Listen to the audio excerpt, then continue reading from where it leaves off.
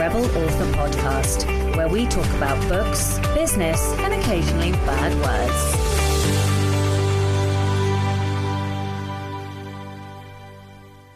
Hello, Rebels, and welcome to the Black Herron, episode 2. Not the intro you were expecting, I'm sure. But as you know, from on the 1st of every month, I will be releasing, as will Rachael, another episode of our fireside, friends, gossip, catch-up, chat behind the doors. And you will be able to listen to that on the 1st of every month. And of course, if you would like to get early access to that, then you can by joining one or other of our Patreons. So you can find me at patreon.com/Sasha Black, and you will get the next episode a month early. So as this goes live, episode 3 is going live on the Patreon. Okay, no introduction from me, that's it. I hope you enjoy this extra bonus content. One more thing, as I mentioned, I think last episode or a couple of episodes ago, I had a funny thing with Zoom where my mic wasn't being picked up, and unfortunately this is one of those episodes that recorded off the wrong mic, so it is a little bit tinny. I apologise. I'm recording this evening as I edit this podcast together, so I will double check to make sure the right mic is picking me up in Zoom tonight. Hi, darling. Hello. How are you? How's your month been? It's been bonkers. It's been banana pants in terms of what I've been doing and what has been changing, and I cannot wait to hear everything about you. I have a proposal. What if we do like a little like a personal catch up and then we launch into business? Although, like, how are we going to keep those two separate? Let's do it. Let's try though. Let's try. Yeah, let's try. I like it. How about you? You have been doing a lot more than I have. Well, I mean, I traveled like 1,300 miles across Africa. What countries were you in? I know you were in South Africa. Just South Africa. Oh, wow. So it was, I mean, so I forget how big it is. This was like a mind-blowing epiphany for me. I mean, we all know that the map is wrong, right? The map that we are taught in school is 100% wrong. They're all like proportionately incorrect. But what blew my mind was that we got on this 10-hour flight from Heathrow. Literally 8 of those 10 hours were flying across fucking Africa. 8 of the 10 hours flying at 600 miles per hour. Like, the enormity of that country is just boggling to me. Wow. And in the meantime, we flew across like fucking England, France, Spain, like the fucking 2 seas in between in 2 hours. And then you hit the continent of Africa. Yeah.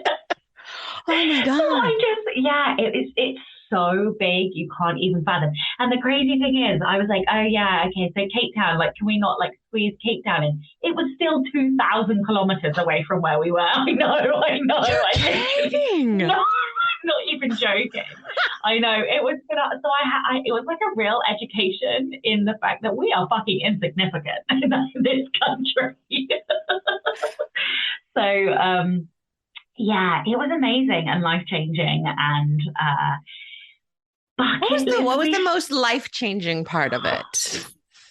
So probably a couple of things. The first thing was I got to look an elephant in the eye whilst I fed it, which was like, and there was, this elephant had the most beautiful hazel eyes, and she was just the most glorious creature and so fucking big and slightly terrifying, but also beautiful. And yeah, so that was that.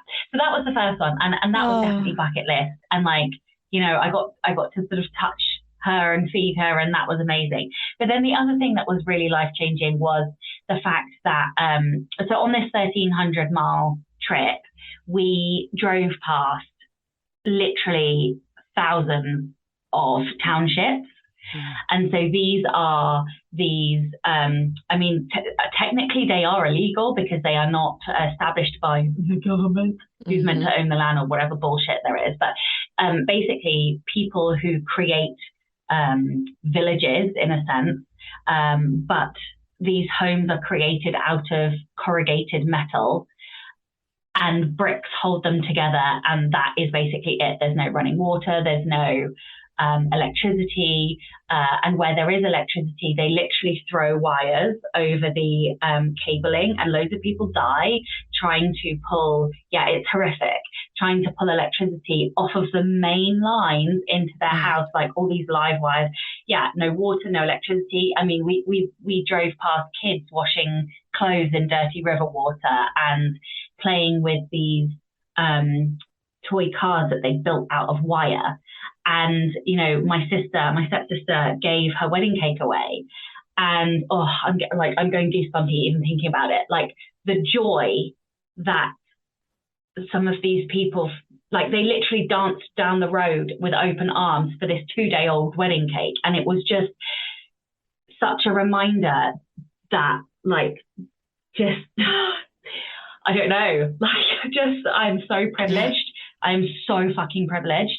Like, I can always try again. Nothing is a problem. You know, mistakes can be remade, you know, had another go, because we are privileged enough to have second chances. You will never have to climb a pole to try to get electricity and maybe kill yourself and not be able to support your family. You can make, you said that to me in a Marco Polo message that you sent me, like, you can make the mistakes. You can, because of that privilege. It's amazing. It was such a reminder. Like, I just, you know, like, we all watch TV, we all watch the news, and we see poverty on TV. There's homeless people in the city, right? Everybody's city has homeless people. It is fucking nothing compared to the quantity of people living in impoverished environments in Africa. You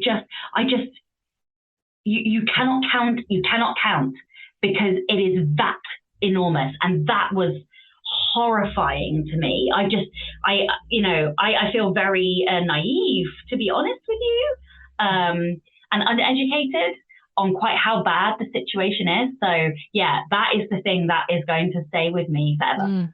I have this idea because that I don't think any of us can understand what that is like until we see it. And I admit that I have never seen it. I've seen poverty on a real minor scale in, you know, the States and, you know, homeless encampments, but I've never driven past that for hours. No, but I don't think I can. I understand that, like, mentally, I don't get it, and I wouldn't get it until I saw it. And that must be really a mind shift. Yeah, that was definitely it was a shift. It was a real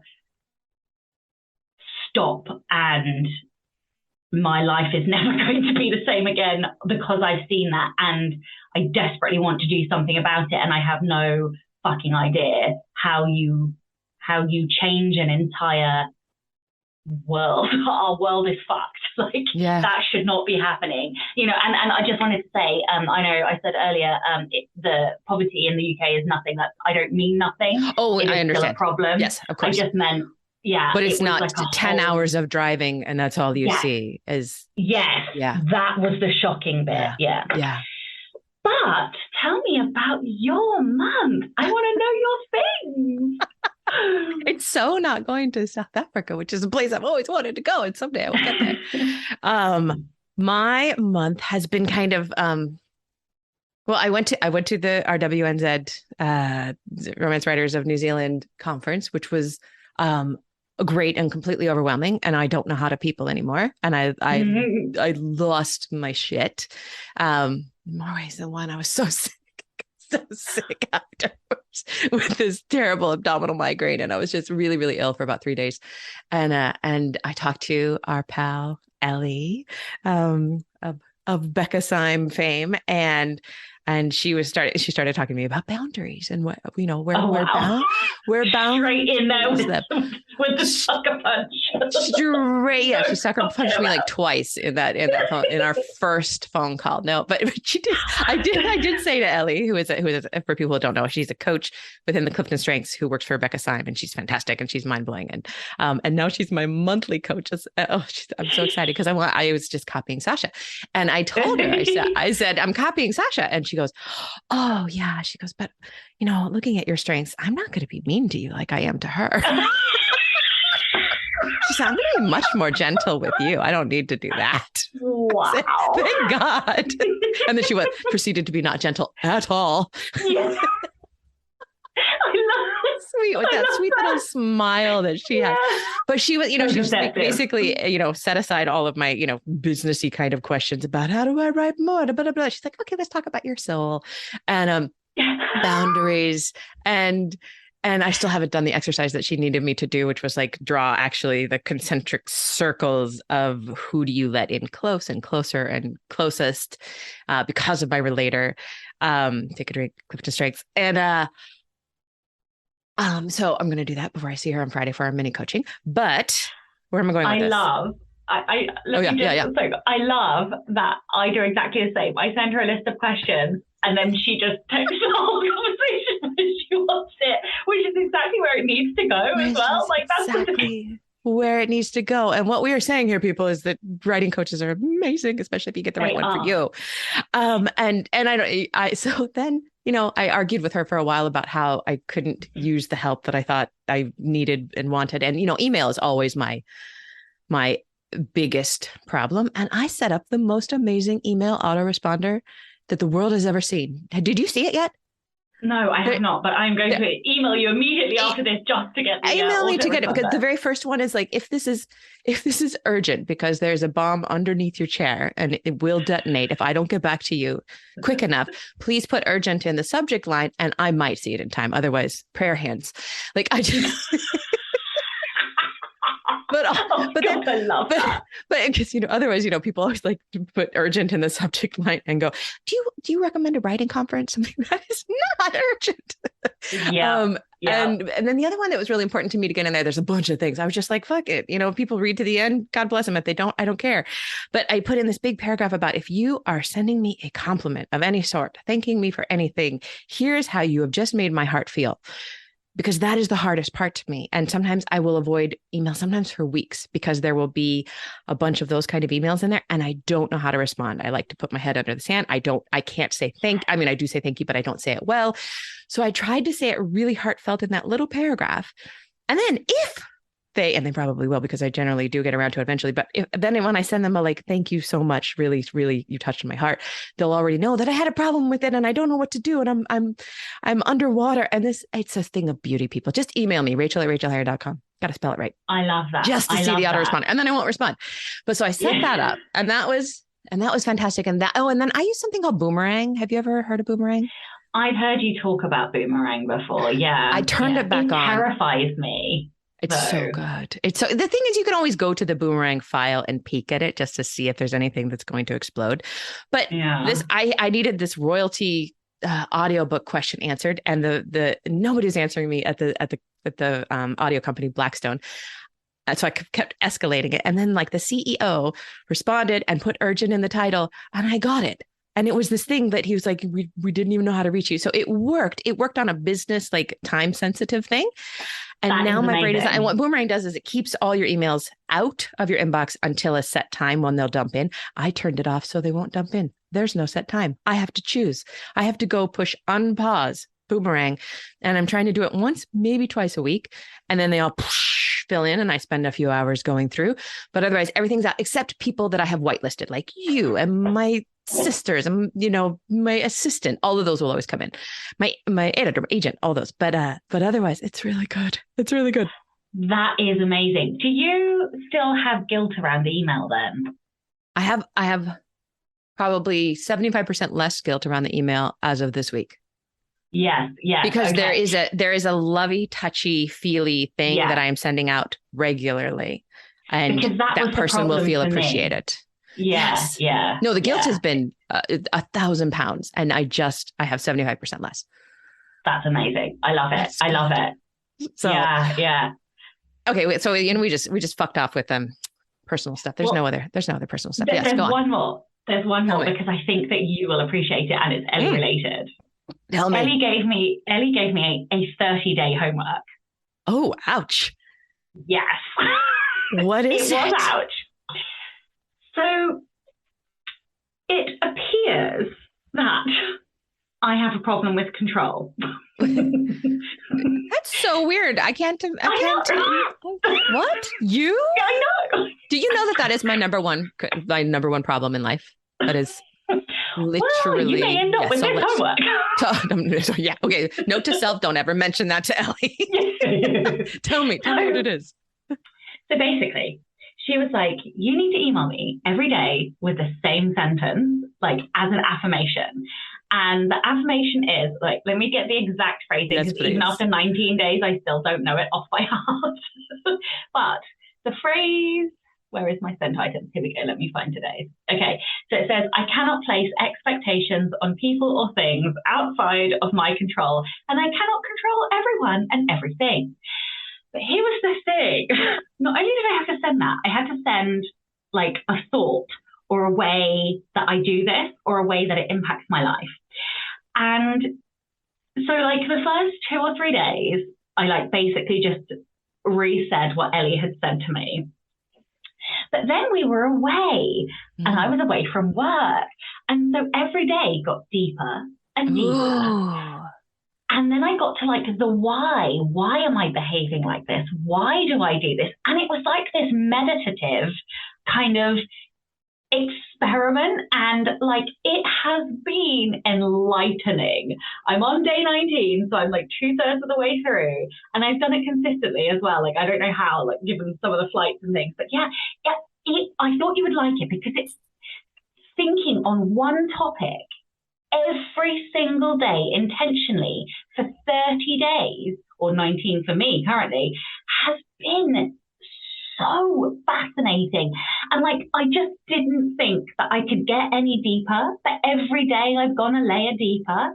And so like, I want to do this experiment with something else. Wow. So yeah, I thought you would like that. That is gorgeous. And it reminds me of like, you're accidentally in recovery. Like that is such a recovery thing to do, you know? So I am in recovery from alcohol and some other substance abuse stuff. And we're constantly talking about and thinking about and reaffirming that we're basically in control of almost nothing, including a lot of times myself. Like the only thing that I can control is really not myself. And I hate that so much. I hate it with all of my being. But when I do meditate on it and keep thinking about it and keep talking about it, for me, and I know this is different for everybody, but for me, it always comes down to fear and and I do believe that I should be running the world, and I have a much better way of doing it than everyone else. If people would just get out of my way and let me run the show, which is bullshit, but that is what my brain tells me. I know. And so I've been having all of these realizations that basically the only thing that I can do is like control my reaction and my thoughts. And like that is basically fucking it, which has been horrible. And, but you know, one has to accept these things. So here I am. Wow. How does Chloe do with your controlling tendencies? Because I will say that Lala, it's she really hates it, and she will never put up with 1 second of it, unfortunately. So have I told you what Chloe's strengths are? No, if you have, I forgot. So she's command significant self-assurance. Yeah. Oh my God. Lala is like adaptability. She just lives on another plane, and she does let me do some controlling things, but as soon as I try to control her at all, but that's hilarious. So your guys' blow-ups must be intense. We don't argue. In 13 years, we have had 3 arguments. Self-preservation. Yeah. The nuclear reaction would be a little too much. So basically, Chloe blows very quickly and then sort of takes like 24 hours and then she comes back down to earth. I don't ever blow, because if I blow, it's like Hiroshima. So like those 3 arguments were basically me blowing over the 13 years. Wow. That's how we count them. Oh my God, that's amazing. Yeah. So we are 2 yellow dominant women, which is crazy. Like, I don't know. It's a lot of people are like, wow. I can't imagine. Yeah. Explain for people what yellow dominant means for those who might not know. So that's like influencing strengths, which are basically the sort of rarer ones. We're quite emotionally expressive, is those strengths. We like, I don't know. I don't know how to explain the influencing strengths other than all of the ones that nobody really understands. Yeah. That's a good way to put it. Yeah. Cool. But business. How is it feeling to be back at home and in the chair? This is your first day back. This is my first day back. So guess what today's email to Ellie was about? It was me having the expectation that I could just come right back to work. That's my naive soul. Yeah, I definitely got up this morning like, I'm going to dominate. Everything's going to be amazing. And I'll check everything off all the lists. Yeah. And then I did fuck nothing until 12 o'clock. I cleaned my desk. I dealt with my purse. I cleaned my desk again. And then I cleaned my drawer. And then I was like, wow, how do I do this? How do I work? Yeah. What do you need to be doing? What is your next biggest project thing? What I need to be doing is saying no to stuff. And what I've actually done is said yes to too many things. So this week, I've got 2 weeks, and I think I've got to do 8 presentations. And what are these presentations? So I've got one for my Rebel Readers Patreon masterclass. We're deconstructing Gallant by V.E. Schwab.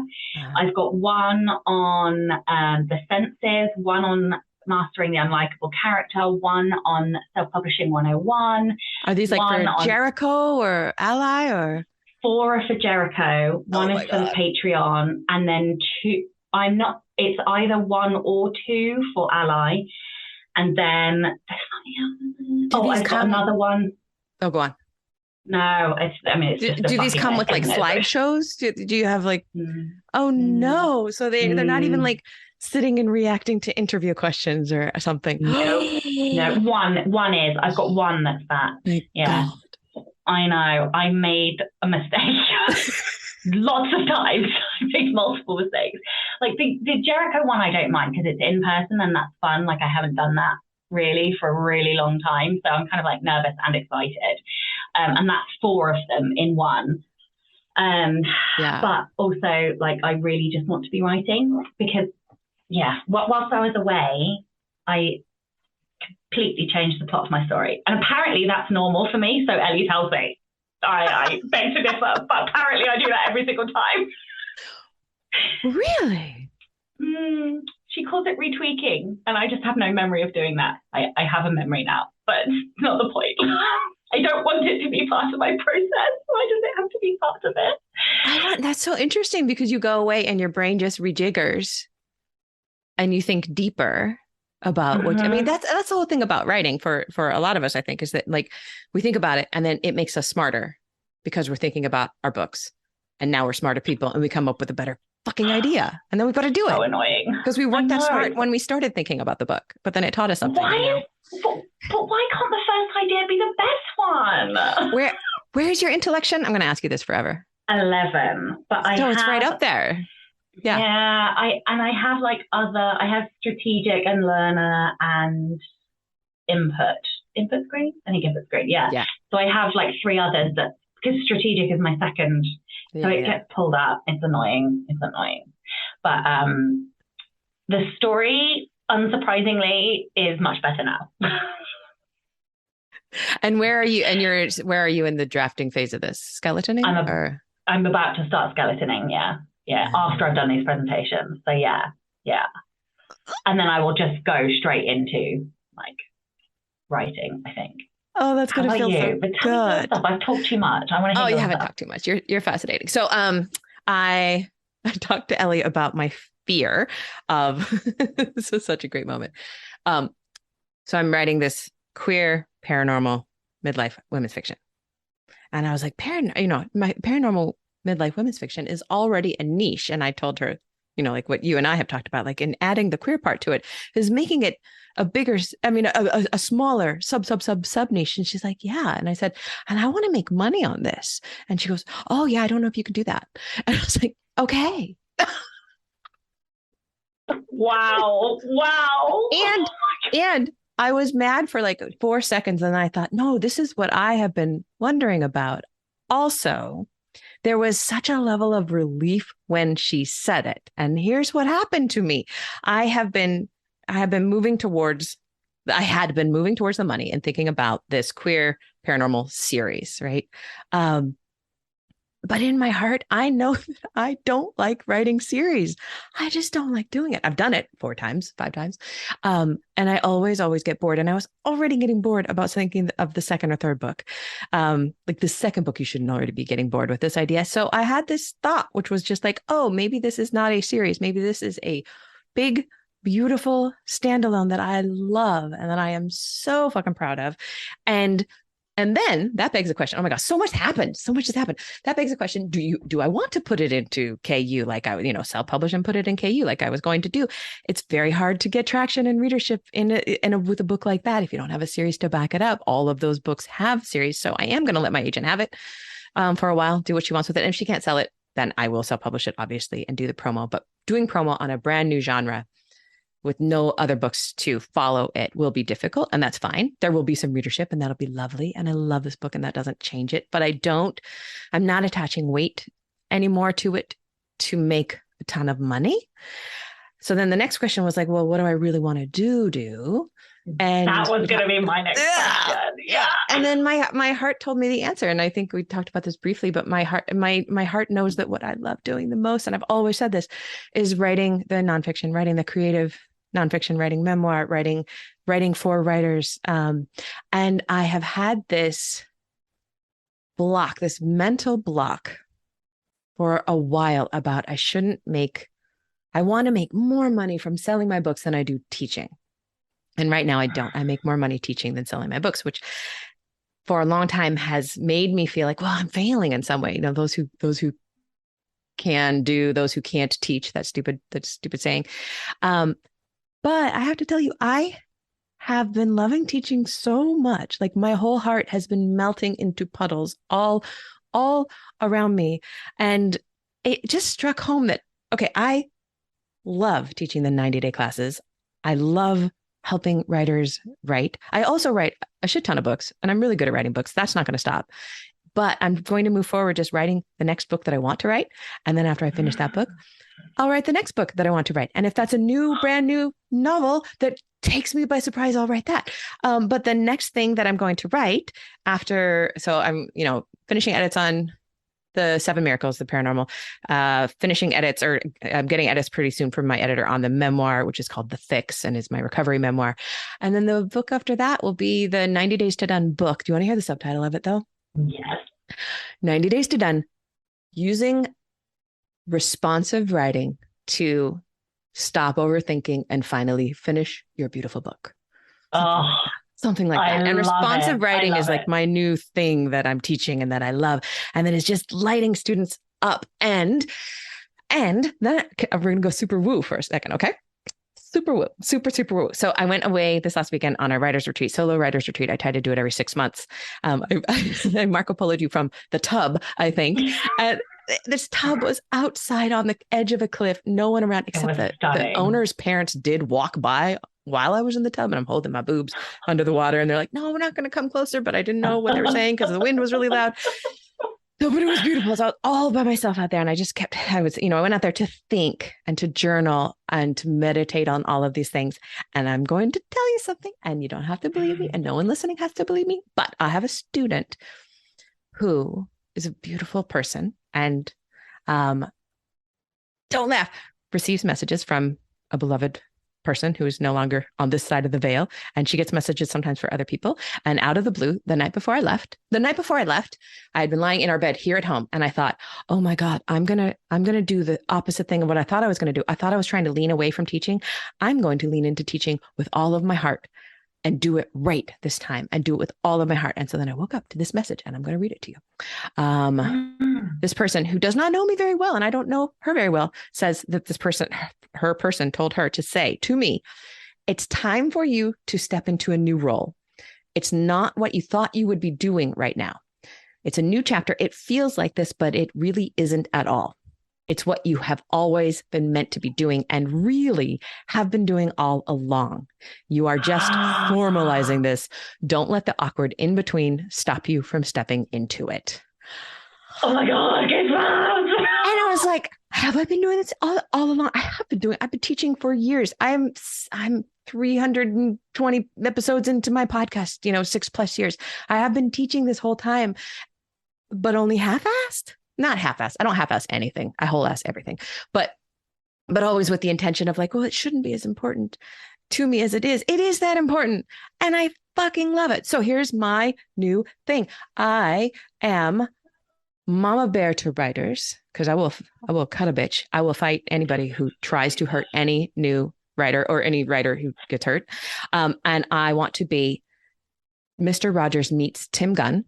And my mantra is, I'm proud of you. Now make it work. Oh my God. I love it. I love it. That's literally, I don't know who that person is, but I was like, a chill literally went. Like, I couldn't argue that I really do believe it came to me. I don't believe it's bullshit. And I think that 9 other people could have told me something like that and I would have thought it was bullshit. But because I'd made that decision just hours before, and I'd also headed to my desk to send her a message. That's the only reason I was opening Slack that morning, was to send her a message just to thank her for being such a bright light in my classes, because she's so positive and encouraging and she makes everybody feel good. And I opened Slack to send her a message, and she had sent that to me like an hour earlier. So, and then I got on the road and I spent 2.5 days journaling about this and like on TikTok. I've never known what to do on TikTok. You know what I'm going to do on TikTok now? I'm just going to Mama Bear writers. That's all I'm going to do. And that's what I love doing. I love it. You like it? It's okay? Yes, I love it. I love it, love it, love it. I'm so excited. Because also, like, I have listened to you for so long because I love the way you talk about writing. I love the way that you teach with such positivity and encouragement. And like, oh my God, I'm excited that you are now full heart all the way in. Like, and it makes so much sense as well. I wanted to ask, the responsive writing, is that going to be in the book, or is that going to be a book in of itself? I think it's going to be in the book. It could be its own thing. However, I kind of want it just like business SEO wise, like 90 Days to Done is mine. It's also catchy kind of / clickbaity. Like if I were looking for a book and I was new, I'd go 90 days, what? And then I would read that title and go, what's responsive writing? And then it'll say what it is in the blurb. And I don't need to separate those two things, because I've got Fast Draft Your Memoir, which does really well. It's probably my bestseller, honestly. I would say not probably. That and my memoir that I re-released this year are my two. So look at the numbers don't even lie. What I sell is nonfiction about writing and memoir. That's what sells the best. And I write great fiction. I know that I do. But what my heart sings to is helping other people. And I know that you get that. Like you get the wanting to help other people. And that sounds so cheesy when I say it. Ugh. I want to throw up. I have the same battle. Like I still have the same, but I want my money to come from here. And like I've heard Joanna Penn say it so many times, like, don't be romantic about where your money comes from. And I'm like, I have heard her say that. Honestly, I cannot tell you how many times. And like, I want to listen. I do, but I'm still precious. Like, so I won't be forever, but like, yeah. I think I may be over the hump. I think I may have just crawled over that hump, because it matters what we are doing. Both our fiction and our nonfiction matter to people.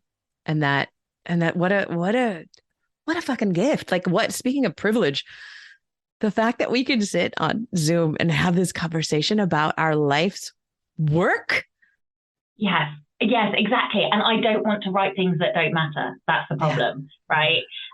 But that comes with consequences. And I might not like them, but they're there. It's almost like I can't control it. Yes. Okay. And so me choosing not to move forward into series, which was already breaking my soul, was me letting go of trying to control a financial outcome. And it felt so good to let that go. Yeah, I can't let that go yet. One day. Nor do you have to. It's not. I want you to write series and make a bajillion This is the thing. I hate series, which is why I was laughing all the way along. Oh, really? I didn't know that. I don't even read them. I don't fucking read them. Okay, that's hilarious. I would love to hear other people talk about that. I don't read them either. What I do is I read a book, I fall in love with it, and I go, I'd love to read the second book, but I need a break. And then I have a break of like 7 years. Yeah. And then I'm not exaggerating, and then I might read the second book, even though my heart wants to. Yes, but I do exactly the same. Why? I have read so many first in series. Yeah. And I'm like, oh my God, that was so good. What are they going to read now? Like, it must be different. Sparkly new. Have I asked you this? If I forget things, it's just because my brain is a sieve. Do you have ADHD? I don't. Okay. I don't. I've never been diagnosed with it. I don't think I do. I think I have other things which we can talk about. But I don't have ADHD. Chloe and my son both have ADHD. Yeah. So, yeah. So you understand it. You see it.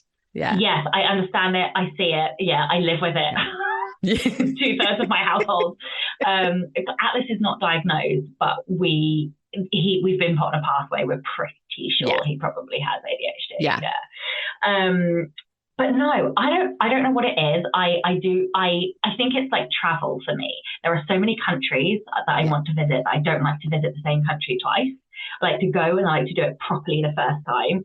And then visit another one. And I feel like that with books. I don't reread books. Oh my God. Last night, my wife tried to because I was in a reading slump and I was just like flicking through books on my, sample chapters on my Kindle. And she said, why don't you just reread a book? And I was like, I mean, that's probably a great idea. I'd probably enjoy it. And I as a good wife, I said, that is a great idea. I'm going to consider that. And then in my brain, I'm like, no, there's a short life here. Do you know how many books I want to read? Exactly. All of them. Exactly. Yeah. And that is exactly. Oh, I just feel exactly the same. And this is so for me, I'm like, well, I can do interconnected standalone. Like that's the only solution to not to still writing series without it being a series, because that I nearly didn't finish my first series just because I fucking That's right. You had such a hard time with that. Yeah. So I'm not doing that again. So yeah, I can't. And it just makes like so much sense. Like I don't like, it's funny because like even it's so rare for me to binge anything even on TV. I prefer movies over TV series. Yep, like me too. It's that one Absolutely. and done. I want a closed loop. Yes. I want to sit down for an hour and a half or 2 hours and have it done. I will do series, but also I am 3 episodes into 400,000 series. Yeah. That's and I like all of them. I won't even watch a second one if I don't love it, but I cannot. Well, so the series that I tend to finish are the ones that my wife likes, right? Yes, so exactly. Because we sit on the couch together. Yes. Yeah, exactly. But otherwise, like it will take me I shit you not, like 8 months to finish a TV show because I just don't have any time, and I choose other things over sitting down and watching it. I finished the Americans this year, like early a few months ago, and I think it ended 3 or 4 years ago. That's how long I've been watching it. Also, it was fantastic and the ending was perfect. But like one time for her birthday, for Lala's birthday, she asked me to watch The Good Place with her the whole first season. I love that show. I loved it too. And I loved it, but she knew I wouldn't do it unless she made it like completely like, this is all I want for my birthday. Okay, well, of course I'm going to watch. Wow.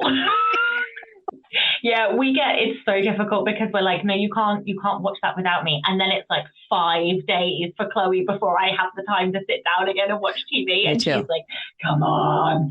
But what have you read since I have last spoken to you? Oh, you know what I read? You will love this. David Ellis, Look Closer. He's represented by my agent, and she actually sent me a copy of it. It is a thriller, and I'm pretty committed to, well, I'll just say it. I'm pretty committed to not reading straight white males right now because there's so much other good stuff there.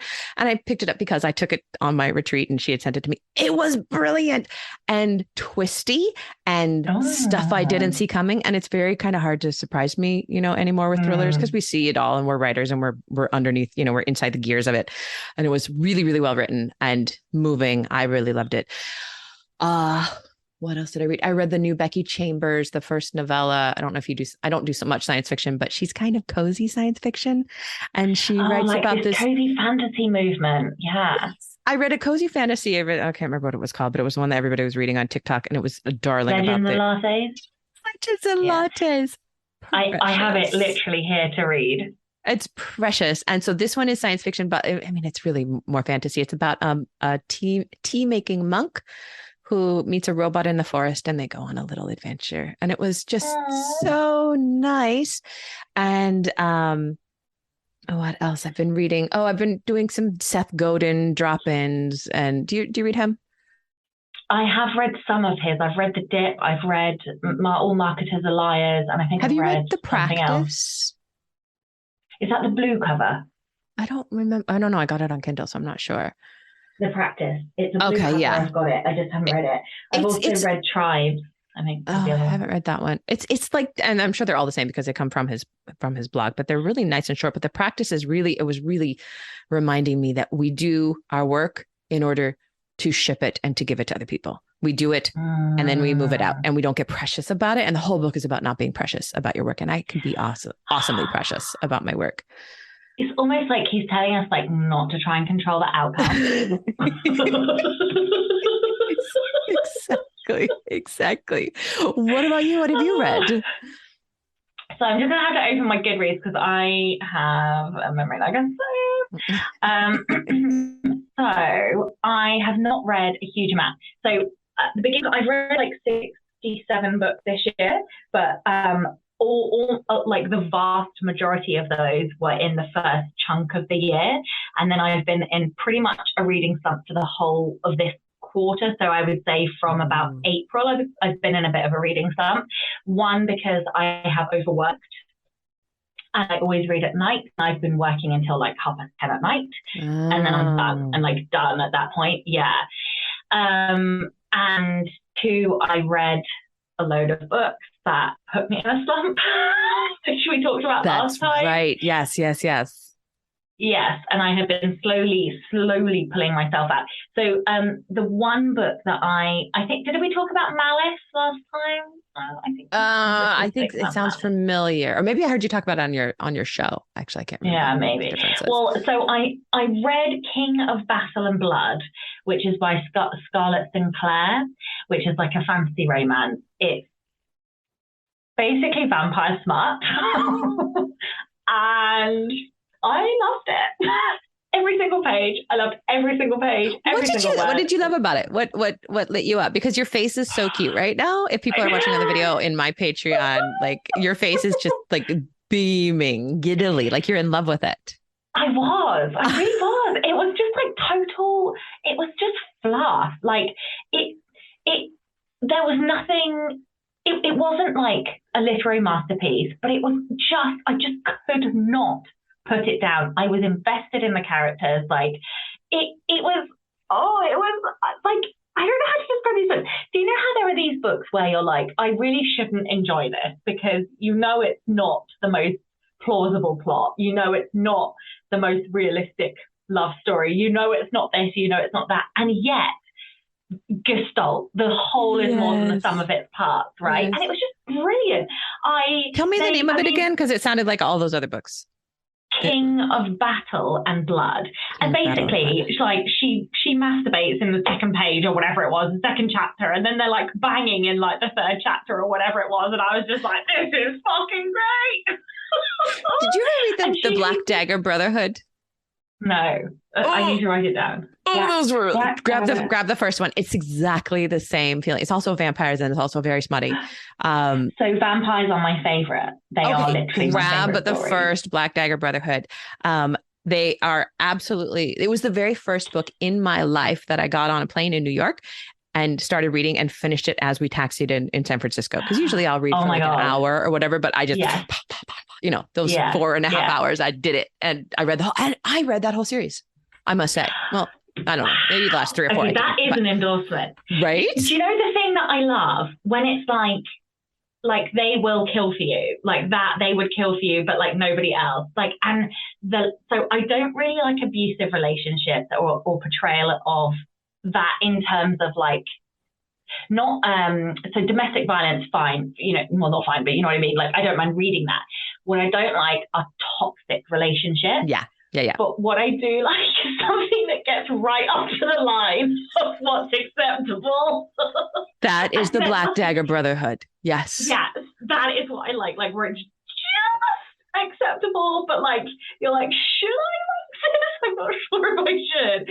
And that's kind of where my line is. That's the kind of just fluff that I love. Oh, yeah. I'm so glad that I just gave you a good book recommendation, because you're gonna. And also, there's this thing in there, and all of them, that she makes the bad. I can't remember if they're vampires or what, but the bad people, the bad things, they smell like baby powder. And everyone who's read this series, like now when you smell baby powder, I'm like, oh no.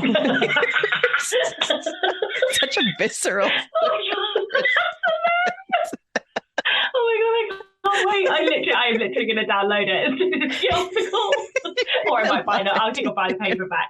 Oh my god, I love that. The only other thing that I've read that I can really talk about is Stephen Pressfield had a new book. I don't know if you've read him. I do. I have such mixed feelings about him. I love him. And also, like, he could not be more privileged. Yes. He could not understand where he sits in the world in a bigger way. But I love The War of Art. Like, that's actually one of the few books that I will kind of pick through and flip through again. So what is the new one? It's called Put Your Ass Where Your Heart Wants to Be. It's a good title. It is a good title. It's kind of a rehash of everything he's already said.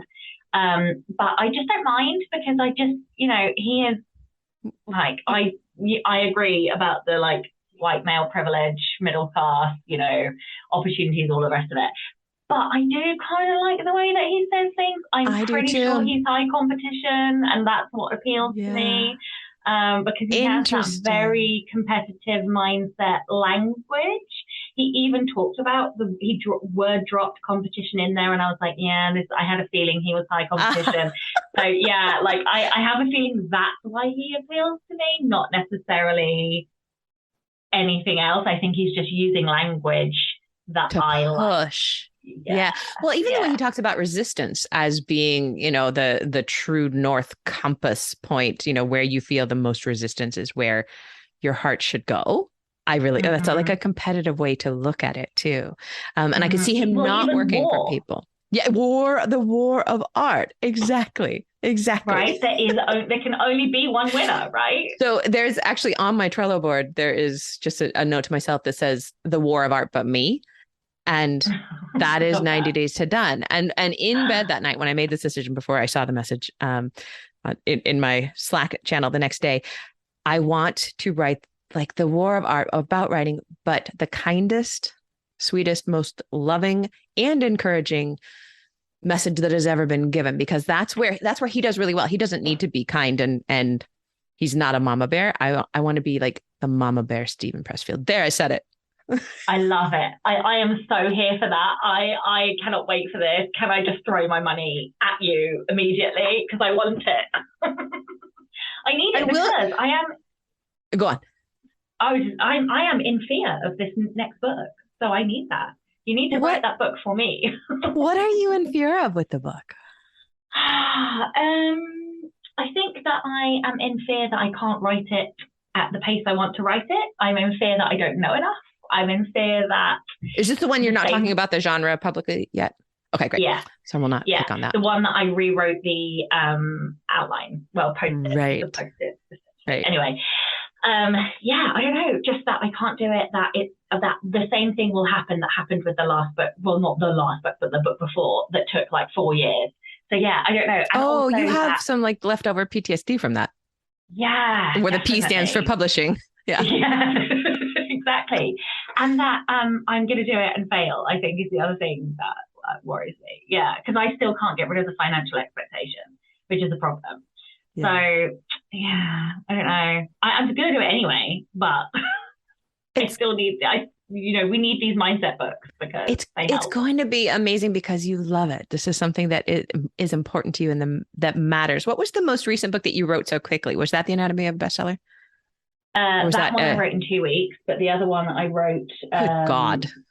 I know. I know. I have never done that in my life. 2 weeks separated by a week, I think. Oh, well, that makes me feel better, Sasha. Yeah, that's reasonable. Phew, anyone could do that. You didn't tell us about that extra, you slacker. Hell. The one that I wrote in 3 weeks was The Scent of Death. Yeah. And that's a novel. That's a novel. And you had fun doing that. And you did that because you like the skeletoning, right? Remind me how you felt about it. I wrote the skeleton, which was 20K. And then I had that open on this screen. And then on this screen, I just wrote, and I didn't like fiddle. I didn't cut and paste. I literally retyped everything that 20K and then expand it. And that really helped. So that's what I have to do with this next one. Even though it feels inefficient, it's not, I don't think. But it's not inefficient at all. I think it's a fantastic method. Yeah.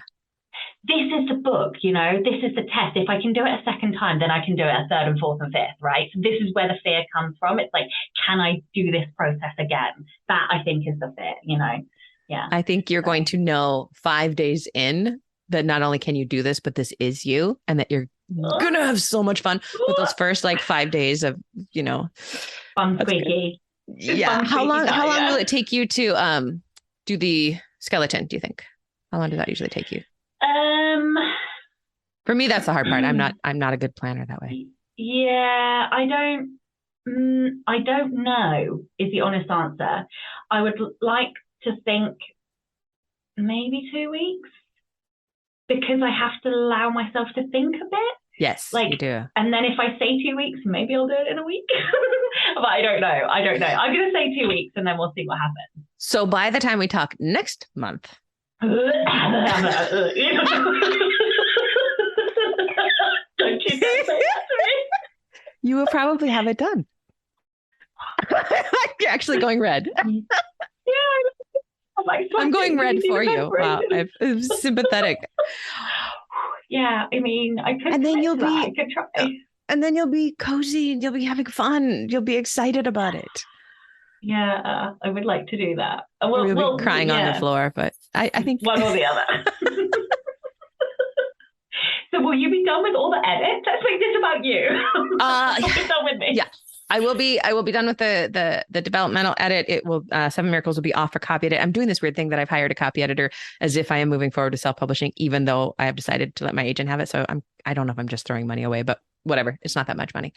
And then if I self-publish it, it'll be ready to go. But I also, I don't think I will be quite starting on getting into 90 Days to Done yet. I think that'll be another month out because I've got to work on the memoir as well. And then if I self-publish 7 Miracles, I will do the audiobook, which will take a couple of weeks. And so probably, according to my schedule, I probably won't hit getting back into 90 Days to Done, which is already 35,000 words written, until maybe December.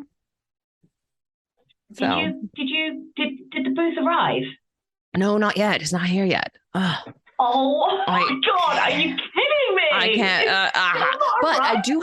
I do have, so I've got September is like working on fixing books. And then October, we're gone to California for most of October. So then, and then end of October, November will be for audio. So I've got some time for it to arrive. New Zealand is so far away from everything. It should be here by mid-September, they say. And then I will go into that. So I have one last question. Now that you're going whole heart into teaching, yes, are you going to add? Are you going to pivot? Are you going to just do what you're doing and continue? That's an interesting question. I do want a bit of a rebrand, especially on my Patreon. I'm going to be adding a couple of tiers, not adding a couple of tiers, but adding a couple of perks and taking away some, because I think Patreon is really cool that we get to do that. We get to change things around. So our thing is a new thing that I'm adding at the $10 a month level. I'm going to add, and this is weird and it might not work, but I'm going to add a monthly meditation for writers, which is 10 minutes.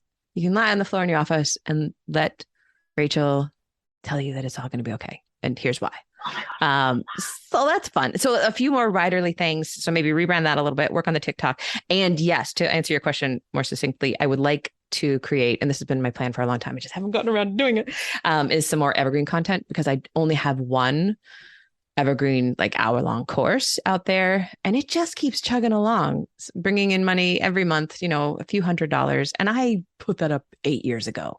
I still had dark hair, so I would like 3 or 4 more of those. So that's kind of like a more inexpensive entry place, because I'll have the book eventually at $5.99, and I'll have the $1,300 course, and I want the in between $50, $150 place where people can also enter and be helped and not have to pay that much money. Does that make sense? I love that. Yes, yeah. It does. Yes. Yeah. And those things, like, they add up. Once you have a few of those, they really, really add up. It's funny because the presentations that I'm doing now, I am doing with an eye to record at some point in this quarter, so that I can, because I have 2, but they're perfect. Like, one is like a replay of a live with some bonus stuff, and then one is a course.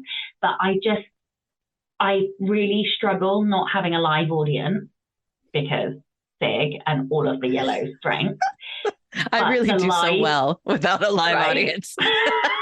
But the live audience means it's not really evergreen. Right. So I kind of have to financially, I need to balance that.